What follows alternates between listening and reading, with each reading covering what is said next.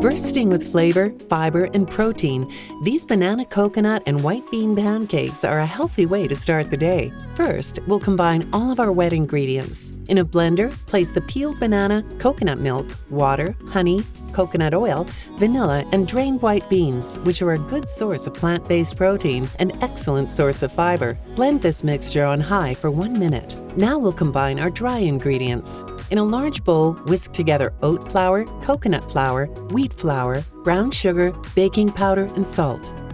Add the wet ingredients to the dry ingredients and stir until just combined. Heat and oil a non-stick griddle on medium-high and spoon the pancakes onto the griddle. Flip the pancakes when the first side is golden brown and there are visible bubbles on the tops of the pancakes.